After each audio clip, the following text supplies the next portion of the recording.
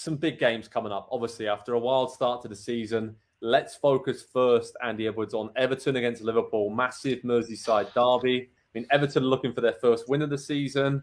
Liverpool, obviously back-to-back wins heading into this, but they're still struggling. We talked about their injury issues. Yes, they beat Bournemouth 9-0, but Merseyside derby, even if there's a big gap in quality and form and all the rest of it between these teams, it's a leveler. It always has been.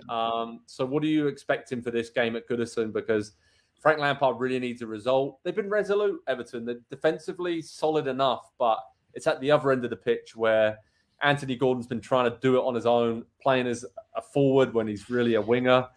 It's difficult for Everton, but you could see him maybe grinding out a draw here against Liverpool. I'm trying to make a case for them. Anthony Gordon trying to do everything on one end of the field is certainly, an approach to attacking that you can take. I don't know that I would recommend it.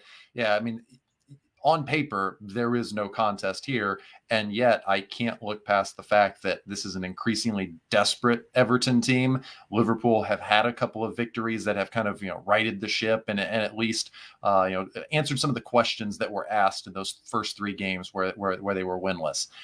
And I just wonder if this team is ever going to respond and truly respond for Frank Lampard and play for him, what better opportunity is there than this fixture right here? You get Liverpool with a lot of injuries at the moment. You get, it's weekend, midweek, weekend. Once you throw that in there, that is a variable that almost no team in the world can prepare for 100% of the time. Manchester City, yes. Liverpool, when they've got everybody healthy, yeah, I believe Klopp can do it, but they don't have that right now. And so I look at this.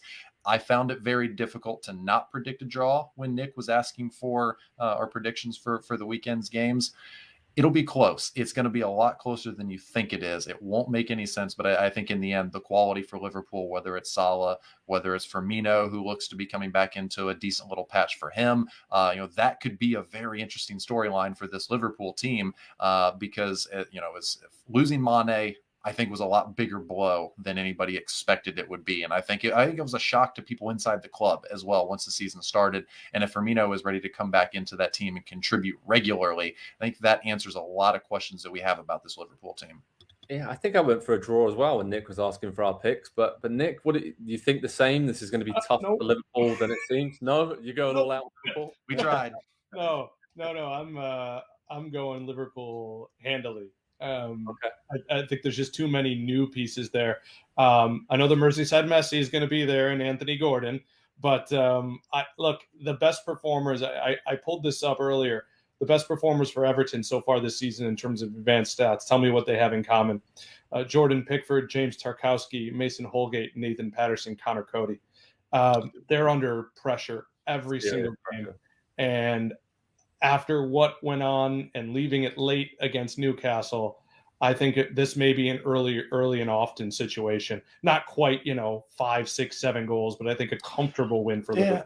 They look the best that they've looked all season against Leeds. And thought, they are improving. I think it would be easy to look at and say, oh, Lampard is going to go any day now. That team has no hope. I think they were improved in that game. And I think we have to always remember Liverpool will give a few chances, especially on the counter. And as much of the ball as they're going to have, as much time as they're going to spend in Everton's defensive third for all of the standout players that you named there, Nick, there will be chances. And Anthony Gordon showed, in that game against Leeds, it was 1 or 2 chances they had in that game, but he took it. Yeah, it's true. Lorenzo's got a very good comment here. I mean, Liverpool lacks speed and creativity in midfield. That's pretty fair assessment, I'd say. Obviously, Henderson, before he got injured, Milner, Fabinho, even some of the other guys coming in, it does seem a bit laboured at times for Liverpool, right?